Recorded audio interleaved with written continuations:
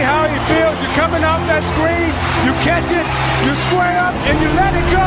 And the adrenaline that's going through your body right now, it's hard for you to really contain yourself. Look at his emotions. You don't know what to do because so much juice is going through your body. You're so happy. Steph Curry, Klay Thompson, Damian Lillard, Kevin Durant, and Reggie Miller. What do these elite players have in common? They're some of the greatest shooters in basketball history, but here's the part nobody talks about. They all shoot completely differently. Stephen Curry shoots off the side of his body with a release so fast it barely looks real. Klay Thompson is the exact opposite, pure textbook. Every frame looks like it belongs in a coaching manual. Kevin Durant has that impossibly high release that nobody his size should even be able to pull off. Damian Lillard keeps it low, compact, and lightning quick. And Reggie Miller? Honestly, Reggie was just doing his own thing. Same result, completely different process. And it's not just a generational thing either. Right now, there are players in the league breaking every rule we were taught as kids, and still dominating. So that raises a real question. Does a perfect shooting form even exist? Because if it did, everyone would shoot like Klay Thompson. Slow his jumper down frame by frame, and it's flawless. Balance, alignment, release, follow through, every box checked. So why doesn't everyone copy it? Why doesn't Stephen Curry, the greatest shooter ever, shoot like that? Because his form breaks almost every traditional rule. And yet, it works better than anyone's. That contradiction is what sent me down a rabbit hole.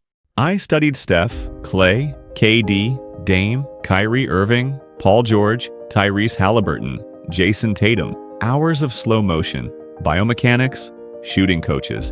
And what I found completely changed how I look at shooting. Because growing up, we're all taught the same blueprint. Feet set, elbow in, square to the rim, release at the top, and for beginners, that works. It gives you structure, consistency, a starting point. But then something happens. You grow, your body changes, and your shot becomes yours.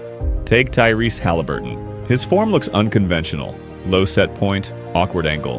But there's a reason. When he was younger, he didn't have the strength to shoot any other way. So his body created a workaround. And it stuck. Now he's one of the best shooters in the league. Or Kyrie Irving. That thumb flick coaches always tell you to avoid, that's part of what makes his shot. Remove it, and you're not just fixing his form, you're breaking it. And that's when it clicks. All these players aren't following the same rules, they're following something else entirely. Repeatability. Think about Stephen Curry. The reason he's the greatest shooter ever isn't because his mechanics are perfect, it's because they're identical. Every rep, same angle, same timing, same release, over and over and over again. No thinking, just repetition. That's also why Klay Thompson is so dangerous. His shot is both textbook and perfectly repeatable, which is why he can drop 37 and a quarter and look completely unfazed. Nothing breaks the pattern. Now compare that to inconsistent shooters. They might hit 4 shots in a row, then miss 3. It feels random, but it's not. Their form is changing, slightly, every time. And at the highest level, slight differences are everything. This is also why changing your shot is so hard. When you rebuild your form, you're not just learning something new. You're destroying your old consistency. Even if the new form is better, your percentages often drop first because your body hasn't repeated it enough yet.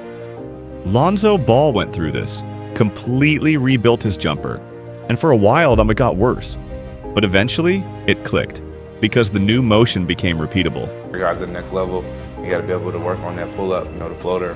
So that's what I'm kind of focusing on right now. If you want to do something, be the best you can at it. Mid-range, I want to be the best ever. So I think that definitely motivates me the most.